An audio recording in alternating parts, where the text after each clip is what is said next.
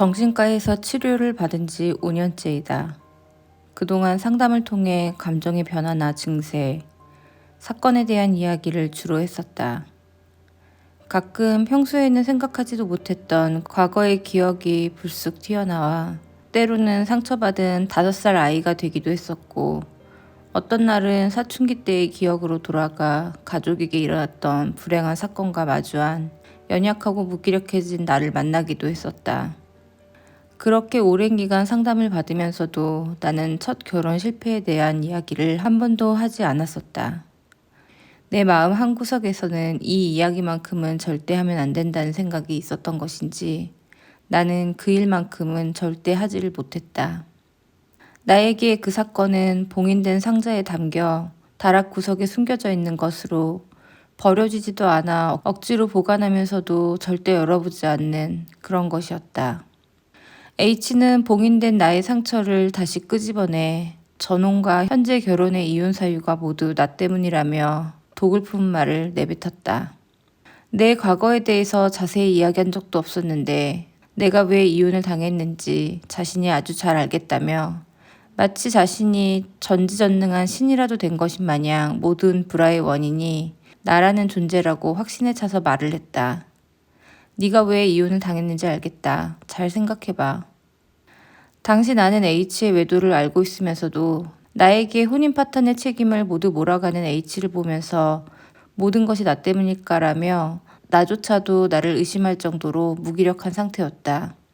H가 집을 나가고 나는 무너져 버렸다. 애써 잊고 지냈던 과거의 지옥 같은 상처까지 끄집어내어 이혼의 모든 잘못이 내가 원인이라는 말이 내 머릿속을 떠나지 않아 나는 죄인이 되어 어두운 집안에 숨어서 무기력하게 생활을 했었다. 작년 가을에 병원을 찾았을 때는 꽤 오랫동안 상담이 진행되었다. 나는 조심스럽게 왜 이혼 하나에 내가 이렇게까지 힘들어하는지 이유를 설명할 수밖에 없었다. 두 번째 결혼이라는 이야기를 듣고 선생님은 깜짝 놀란 눈치였다. 그리고 타이핑을 하며 조심스럽게 내 이야기를 들어주었다. 첫 번째 결혼에서의 이혼 사유는 우리나라에서 흔한 일이지만 내가 짧은 결혼 생활 동안 경험했던 일은 꽤 폭력적이었다. 내 이야기를 모두 들은 선생님은 정말 충격을 받은 표정이었다. 그런 일이 현실에서 일어날 수 있다는 것이 너무 놀랍다며 안타까운 감정을 숨기지 못했다. 그곳에서 나는 가스라이팅을 당한 것이 맞다며 충분히 이혼을 할 수밖에 없는 사건이고 내 잘못이 아니니 이제 무거운 짐은 내려놔도 된다고 해줬다. 지난 15년 동안 내가 가장 듣고 싶었던 말이 네 잘못이 아니야 라는 말이라는 것을 그때 처음 알게 되었다. 처음으로 내 가슴 깊은 곳에서 무겁게 자리 잡은 죄의식을 내려놓게 되었다. 의사는 이야기를 이어갔다. 그동안 진료를 하면서 공황장애나 우울증 환자가 보이는 증세 외에도 특이하게 다른 증세가 보여서 의문을 가지고 있었습니다. 오늘에서야 그 이유를 알게 되었네요. PTSD라고 요즘 방송에서 많이 이야기가 나오죠. 외상후 스트레스 장애입니다. 첫 번째 결혼 생활 중에 있었던 일로 인해 증세가 생긴 것으로 보입니다. 그때는 모두들 별일이 아니라고 했던 일이 외상후 스트레스 장애였다. 그걸 15년 동안 봉인한 채 살아왔던 것이다.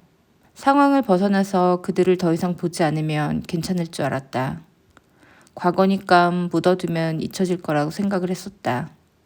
하지만 상처는 치료를 하지 않고 방치하면 골마서 더 큰 통증을 유발한다. 나는 도망치듯이 짐을 싸서 결혼을 마쳤다. 그들과의 관계에 대한 매듭도 없이 사실혼 관계가 끝났다는 공증을 받고 사실상 결혼 생활을 종료했다. 그때 나는 어떤 것들을 해야 했을까? 지금 돌이켜보면 나는 문제가 발생했을 때 문제가 있는 상황을 늘 피하기만 했다. 문제가 된 지점에 대해서 말 한마디 하지 못한 채 모든 상황을 정리해버렸다. 이럴 때 우리는 흔히 이런 말을 쓴다. 똥이 무서워서 피하냐? 더러워서 피하지. 내가 상황을 피하는 논리에는 이 문장이 늘 함께했지만 사실은 더 복잡한 문제에 얽힐까봐 걱정하는 두려움이 그 밑에는 깔려 있었다. 정말 똥이 더러워서 피하는 걸까? 아니었다. 더러우면 치웠어야지. 비겁했다. 그들이 무엇을 잘못했는지, 내 감정이 그들 때문에 어떻게 되었는지 모두 설명을 했어야 했다. 사실은 피하는 내가 더 두려우면서 왜 피하는 걸로 정당화를 하며 최선의 방법으로 문제를 해결했다고 스스로 위안을 하고 있었던 것이다. 나는 그냥 상황을 벗어나기 위해 도망을 쳤을 뿐이며 그렇다고 내 마음에서 그들을 떠나보내 내가 자유로워진 것도 아니었다. 나에게 고통을 준 사람을 용서할 수도 없었고 그들에 대한 분노나 미움으로 가득 채운 마음을 안고 꾸역꾸역 삶을 이어가기만 했다. 상처를 가슴에 담고 살아가는 것은 겉으로는 아무 일도 없는 것처럼 보이지만 절대 그렇지 못했다. 내가 28살이었던 그날의 사건 이후로 나의 긴 불면증이 시작되었다. 15년 전에는 수면제라는 것을 어떻게 처방받는지도 몰랐기에 매일 밤을 새웠고 그렇게 혼자 맞이하는 새벽은 두려움과 함께하는 시간이었다. 나중에는 H를 만나게 되면서 수면제 처방을 받는 방법을 알게 되었고 그 뒤로는 나는 아무리 피곤해도 수면제가 없이는 잠을 절대 잘 수가 없었다. 최근 나는 수면제를 끊었다. 수면제를 끊기 위해 정말 많은 노력을 해도 되지 않았었는데 명상과 마음 공부를 하고 나서부터 내 머릿속을 지배하던 과거의 일들에서 조금씩 자유로워지기 시작했다. 그리고 자연스럽게 수면제를 먹지 않게 되었다. 많은 댓글 중에 하나가 빨리 이혼하고 새 삶을 멋지게 사세요 라는 글이었다. 아마 나도 주변에 비슷한 일을 경험한 사람이 있다면 그런 말을 했을 것이다. 하지만 나는 알고 있다. 빨리 이혼해버린다고 지옥 같은 삶이 종료되는 것은 아니다. 드라마에서는 자신을 버리고 가족을 위해 살아온 여성이 결국 이혼을 한다. 드라마답게 어찌하여 건물을 위자료로 받고 말도 안 되게 괜찮은 연하남이 등장해서 이혼 이후의 삶이 파라다이스라도 되는 것처럼 그려낸다.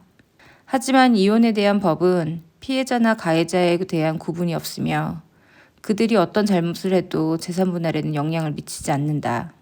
위자료로 건물 한 채를 주는 경우는 인성이 정말 좋은 배우자를 만나야지 가능한 일이다. 댓글 중에 위자료 많이 챙기고 얼른 이혼하세요라는 글을 봤는데 아마 이분은 이혼을 경험하지 못한 분이 확실하다. 우리나라에서 위자료는 최대가 3천만 원에 불과하다. 그래서 모든 것을 포기하고 자신의 몸 하나만 빠져나오는 사람들도 많이 있다. 이혼 소송 중에 재산을 나누는 기준은 유책의 여부와 전혀 상관이 없다. 그저 재산 축적에 대한 기여도만을 기준으로 해서 재산을 분할하기 때문에 유책 배우자는 사과 따위는 할 필요가 없으며 위자료로 건물 한 채를 주는 것은 우리나라에서는 있을 수 없는 일이다. 과거의 일을 떠올려 보면 나에게는 이혼 이후의 삶이 새로운 인생이라고 할 만큼 행복하지도 않았고 특별할 것도 없었다. 그들에게서 벗어나긴 했지만 내 마음속의 상처는 그대로 남아 있었다. 그때는 그 상처를 어떻게 들여다봐야 할지도 몰랐고 정신과라는 병원을 찾아가는 것은 왠지 이상하게 느껴져 감히 병원을 갈 생각조차도 하지 못했었다. 이혼은 빠르게 하는 것이 답이라고 이야기를 하지만 서류가 정리되고 서로 떨어져 산다고 해서 모든 것이 끝나는 것이 아니다. 내 마음속에서 상대에 대한 생각을 모두 지워내야 그때야 비로소 새 삶을 시작할 수 있다는 것을 이제는 알고 있다. 나는 그래서 부모님 댁에 머물지 않고 원래 내가 살던 아파트에서 그대로 살고 있다. 피하고 싶지 않다. 가족들은 내 건강을 생각해서라도 그냥 다 포기하고 부모님 댁으로 가라고 나를 종용했다. 하지만 난 아프지만 맞서기로 했다. 다시는 내 마음속에 상처를 남기지 않을 생각이다. 나는 소송이 길어지는 것을 이미 예상했기에 소송 기간이 힘들거나 두렵지 않다. 그리고 버티려고 하지 않는다. 지금 일어난 이 일도 내 인생의 일부이다. 이제는 참거나 버티면서 내 인생을 낭비하지 않기로 했다. 소송과 고소로 개싸움 중이지만 마음을 평안하게 하기 위해 수련을 하고 있고 내 일상도 그대로 잘 보내고 있다. H는 스스로의 감정 조절이 되지 않는가 보다. 예전에 가사조사 때 만났을 때도 그러더니 여전히 나에 대한 악감정으로 이 사건을 대하고 있다. 하지만 난 다르다. 난 H를 보고 분노나 화를 내지 않는다. 아직 판결이 나진 않았지만 적어도 멘탈 싸움에서는 내가 이긴 것 같다. 이렇게 송사에 휘말리는 일이 처음에는 두려웠지만 1년 동안 경험을 해보니 큰 범죄를 저지른 것이 아니기에 이것은 내가 앞으로 더 잘 살아가기 위한 절차 중의 하나라고 생각을 하며 지내고 있다. 지금 이 경험은 나중에 내 인생의 큰 자산이 될 거라고 생각하기에 지금 이 시간을 지혜롭게 잘 대처하려고 한다. 똥이 더러울 땐 피하면 안 된다. 더러운 똥은 치워야지 다른 사람이 피해를 보지 않는다.